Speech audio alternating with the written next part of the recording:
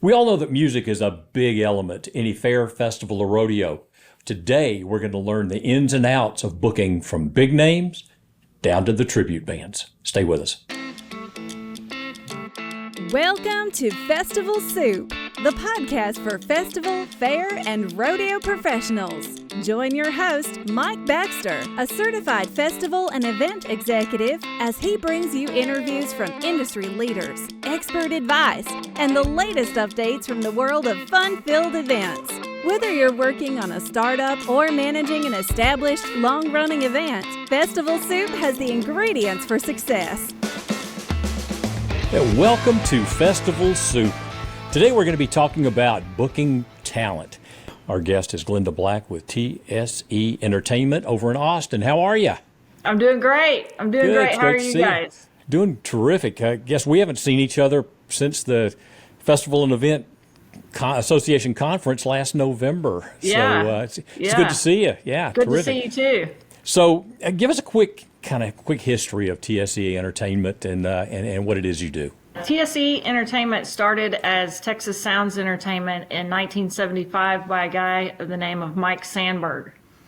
And my dad was a touring musician. He was one of his artists that he booked back in the 80s and 90s. And then in the early 2000s, Mike Sandberger was ready to retire. And so my dad, Mike Black, bought the company. And he ran it as Texas Sounds Entertainment for years. And then in 2017, there's four of us daughters. And he basically said, I'm getting older, kind of want to retire. Which one of you wants to jump off a cliff and, come take this over and carry my legacy on? He told us that he was bringing in a guy by the name of Bob Breck. He's managing partner with me right now, and he is brilliant. He's brilliant. And so I was a high school science teacher and athletics coach for 18 years. And so I jumped off the cliff. I left teaching and didn't know the first thing about booking, but I grew up in the music world, and it was a great fit. And I haven't looked back. We rebranded to the name TSE Entertainment January 1st of 2018 with Bob Breck. And then I bought my dad out a little over a year ago. And so Bob and I are managing partners and running the company. That's awesome. So, yeah, it's been fun. That's good.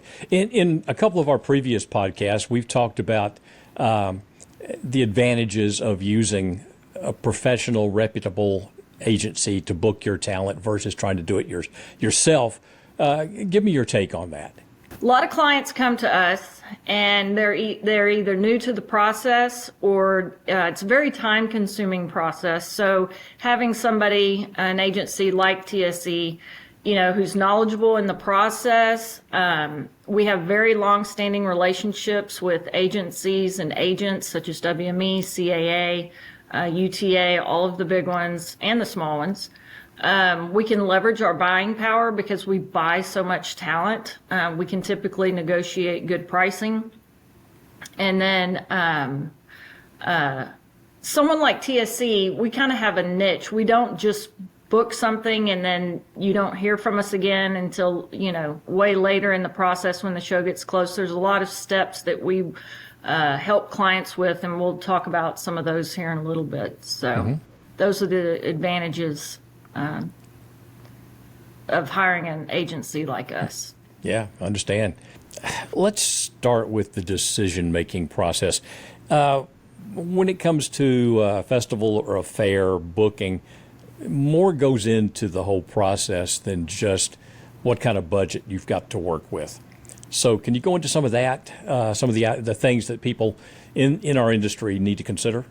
So first of all, obviously, is budget and the type of act that you want, but you really need to think about, instead of who the committee necessarily likes themselves, you need to think about your audience. You need to know your target audience, who you're wanting to bring to your event, and try to make decisions on who you go after as far as talent, based on their wants and needs. So kind of the process is, a lot of times clients aren't really sure. So like they have a budget and kind of what they're looking for. And an agency can make lots of suggestions. Like here at TSE, we keep an internal database of every genre of music, every talent out there, and their last known quote. And so we send this list out, and clients can take a look at it, and we tell them take the pricing with a grain of salt, because it can change day to day, as we've seen with Zach Top lately. He went from $5,000 a year ago to $100,000 today. So things change quickly. Other factors that play into pricing is geographic location. Is it routed? What type of event is it? Is it a fair or festival, which is called a soft ticket show? Meaning what that soft ticket means is that they're not just coming to see that artist. There's a whole event, so to speak. Is it a hard ticket event, meaning like a venue? Are you just buying tickets to go see that artist? Is it private, corporate, that sort of thing? Private and corporate events quote much higher than fairs and festivals and stuff. So those are the kind of things that play into it. So, but once the committee takes all of the suggestions, and sometimes they know exactly who they want, they'll give us back a whole list of names that interest them. We reach out to the agency, or they would reach out to that agent or agency. And sometimes, there's artists at WME, CAA, UTA, which is another advantage, is because the client of using someone like us is the client would have one contact versus multiple. So we reach out and get exact pricing and availability specific to their event and their date. And then we send those back to the committee. The committee will then decide who they want to go after. And I always recommend going after the headliner first, because national touring acts require that they get to approve their supporting talent.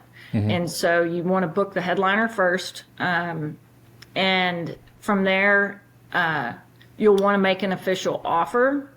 And what an official offer is, all the details, the pricing, and then the agent takes that and sends it to the artist management. The agent is the one who deals with all the day-to-day bookings.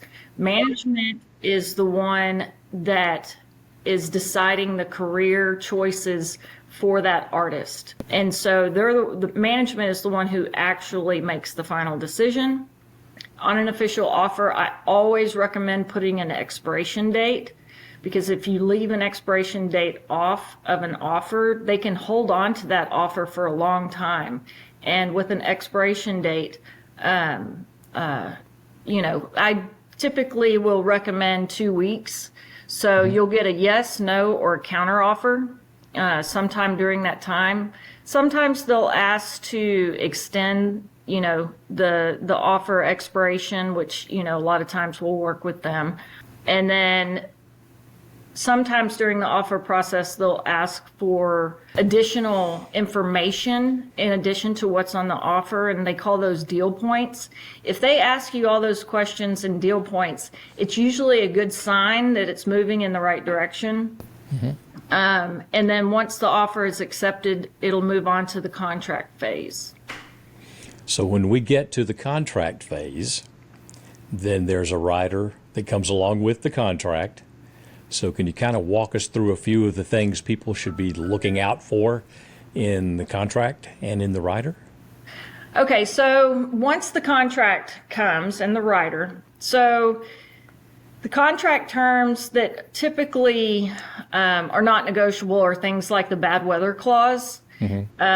People need to be aware that if it rains and it's an outdoor show, that you still have to pay the artist. They don't budge on something like that. They typically also don't budge on things like having the stage covered, which is in the rider. Sure. And I do want to say that the rider is written from the perspective of a perfect world scenario. So a lot of times clients will get the rider and they'll be totally overwhelmed. But I tell them, don't worry, let's walk through it point by point and let's mark out the things you can't do. But there are certain things that are non-negotiable, such as like a hotel or hotels or hotel buyout, meals or meal buyout. Ground transportation is a big one because once they park that bus, they have no way of getting back and forth to the hotel. Sometimes stage size, but they're usually flexible on stage size. Certain sound and light requirements, that sort of thing. Yeah. Well, I know that over the years, I've scratched out many things on the rider and initialed them. And I can understand some of them, like the ones with meals.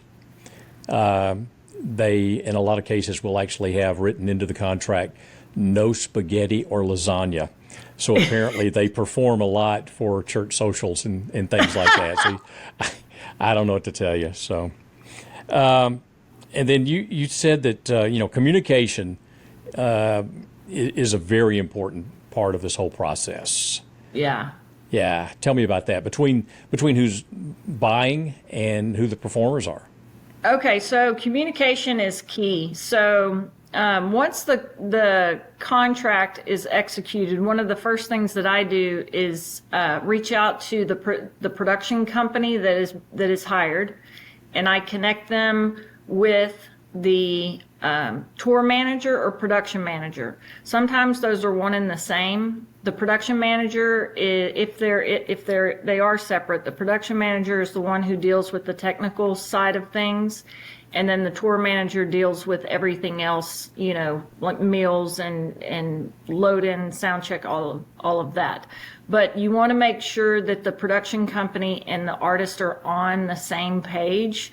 For example, if there's backline that needs to be provided, which is in addition to sound and lights, drum kit, bass amp, those sorts of things, you want to make sure those are all being provided and everyone's on the same page, because it'll impact the production quote for the client.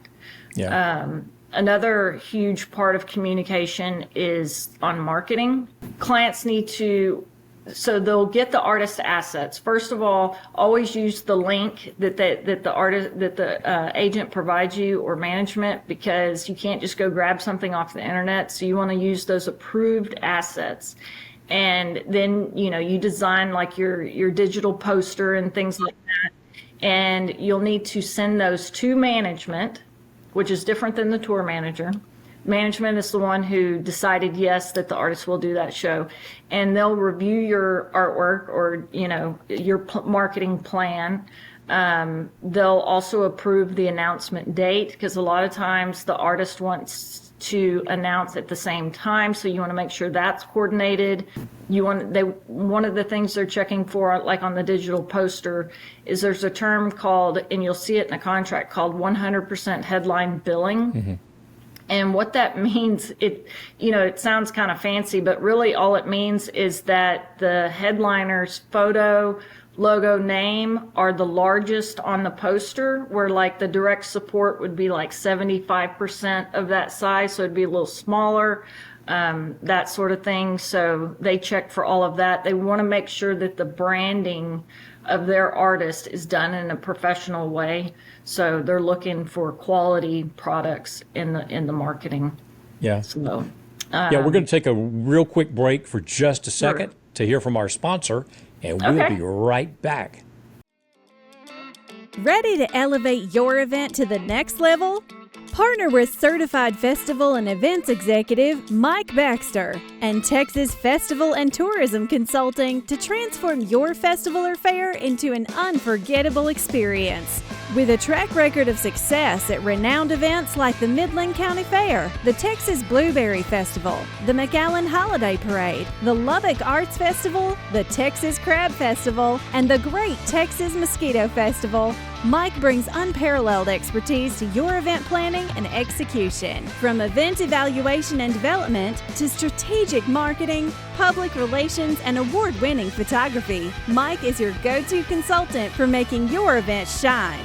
Don't miss out on the opportunity to work with one of the best in the business. Mike Baxter is former chairman and longtime member of the Texas Festivals and Events Association and a member of the Texas Association of Fairs and Events. Call or text Mike Baxter today at 281-222-4775 or email mike@txfestconsultant.com. Let's make your next event a standout success. We are back with Glenda Black from TSE Entertainment over in Austin. So we were talking about communication. Was there more that you'd like to talk about with that? Yeah, one last piece of communication that's vital is advancing the show. What advancing the show is, usually a month, 6 weeks. Sometimes it ends up is 2 weeks prior, but you really want to do it well in advance. And you get with, in more detail with the tour manager about all of the day of show details. What time are they arriving? What vehicles are they arriving in? What time is load-in, sound check, go over all the meal plan, go over ground transportation. A lot of times in their rider, it'll say like they need a 15-passenger van. I always scratch that out, or nearly always, and put like SUV. I mean, you can just find a volunteer in the area that has an SUV that's a responsible driver that can drive them back and forth to the hotel, etc. You want to make sure they have the correct hotel info and confirmation numbers. If there is a green room, a lot of festivals are outdoors and don't have green room facilities and dressing room facilities or production office. You can just redline all that stuff out and just let them know that you don't have those facilities, and they're used to that. Another big one is, form of payment. They usually require a cashier's check or something like that. A lot of times I'll just ask them, are you okay with a fair festival check and or TSE check? And they're like, yeah. So, but you just got to make sure that you talk about that. Another communication point on the advance is going to be the meet and greet. And they usually limit it to 25 to 30 VIP guests. A lot of them will be like festival sponsors or, right. The board members and things like that. And it's usually what's called a step and repeat meet and greet, where the artist stands in one place, all the VIPs line up, and then they just step up to the artist, hand their cell phone off. Somebody is designated to take the pictures, hand the phone back, and then repeat. And so that usually goes really smooth. But you want to confirm their limitations on the meet and greet beforehand. And then also asking things like if a fair festival has a photographer or videographer, you need, and it's usually in the contract, that you have to get written permission to have those. And so you want to make sure that A, they approve it, but B, what are the restrictions? And they usually restrict it to the first 3 songs. Yes. Because after that, the artist is really sweaty and they don't want those photos, being out there.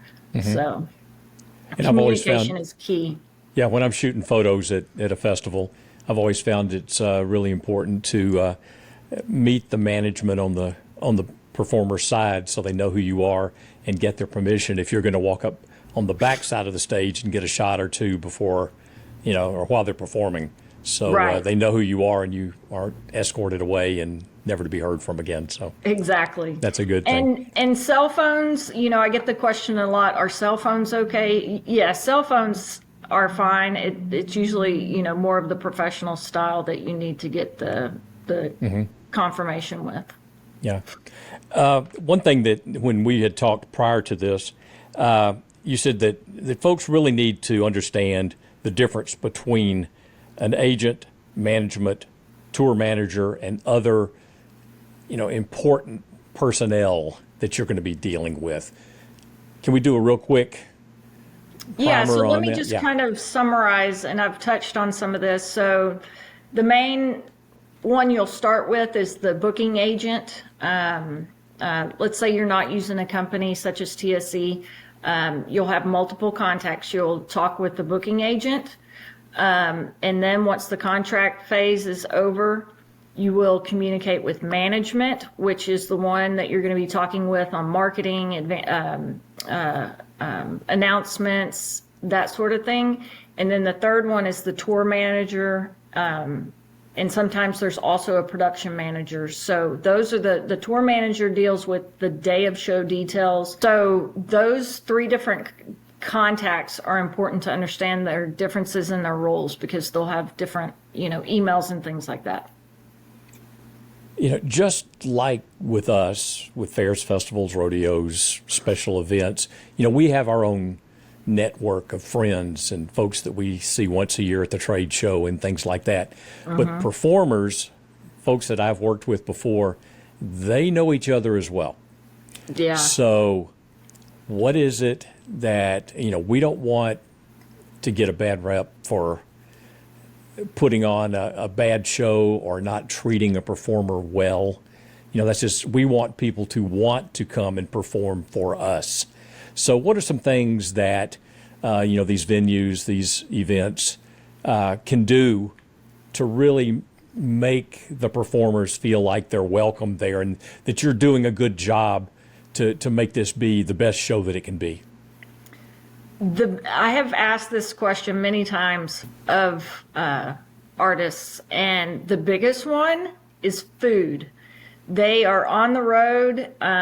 If they are fed well, then that's really all that matters. But another big one is being accessible day of show and to meet their needs throughout the day, keeping the backstage secure. But really, honestly, you feed them well, and they will remember that. That's their biggest thing.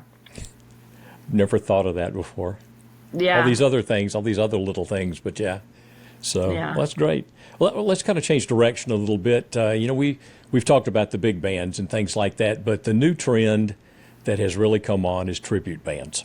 And a lot of folks are using the tribute bands. I use them in a lot of the festivals I work with because people like to know the songs. They like to, sing along and relive their past in a lot of cases.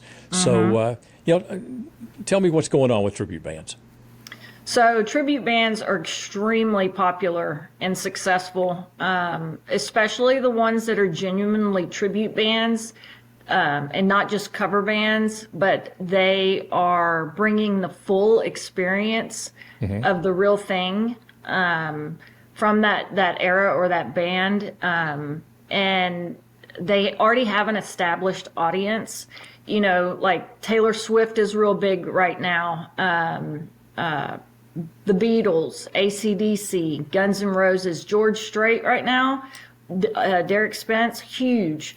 Willie Nelson, Queen, Brooks and Dunn. I mean, there's so many of them. And if you get a quality one, now the good ones aren't necessarily cheap, but man, do they really pay off? Because they have a built-in audience. So. Yeah, I was going through your website and saw how many tribute bands you represent and how many genres, that those bands represent. I know for more than 20 years I've used the Fab Five. And they're they are wonderful. An incredible Beatles tribute band, but they also have then their British Invasion show that includes more than just Beatles music, so you don't have to deal with that. And it was a part of a festival recently up in Melissa, and it's a whole festival built around nothing but tribute bands. So this time around, Taylor Swift, Foreigner, and then a tribute to disco, and it was amazing. And the people came to see it, and the people were involved, and they were dancing in front of the stage. And so that's what you want, is to create these memories that are long-lasting memories. I mean, that's what we do in this industry. That is exactly right. That's spot on. Let's talk about your biweekly newsletter. I get this thing, and there's so much good information in that newsletter about, the industry. about trends, tips to make your event better. So tell me about that. Where do these ideas come from? Who writes the copy? Okay, so the newsletter does go out under my name, but full credit goes to Bob Breck and his marketing team. I just get the glory, I guess, because it goes out on my email, but they spend a lot of time researching and writing blogs, looking for the latest news in the industry, and they want to bring that to our audience. We want our newsletter not to be, of course, it's to keep our brand out there, but we genuinely want the newsletter to be something people can learn from and stay informed on the latest in the industry. Yeah. So how do people subscribe to that newsletter? If you go to our website, TSE Entertainment, and scroll to the bottom, it'll say join our mailing list. You just enter your email address there, and that's all you need to do. And then every 2 weeks you'll get the newsletter, usually on Tuesday mornings about 10:30 Central Time.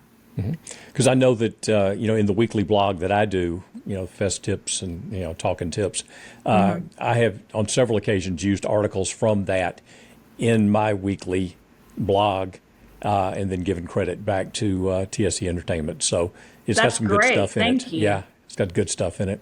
Good. So we're coming up on about 30 minutes here. Is there something maybe you want to talk about we haven't mentioned? I can't think of anything.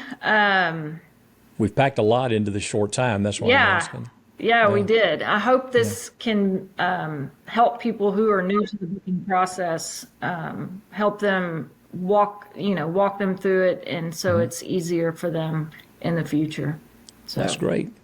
Well, I hope to see you at the conference in November, and we'll both be in the trade show. Yeah. So, well, thanks for joining us today on Festival Soup, and we will talk soon. All right. Thanks. Sounds great. Appreciate Thank you. it. Yes, ma'am. That's all for this episode of Festival Soup.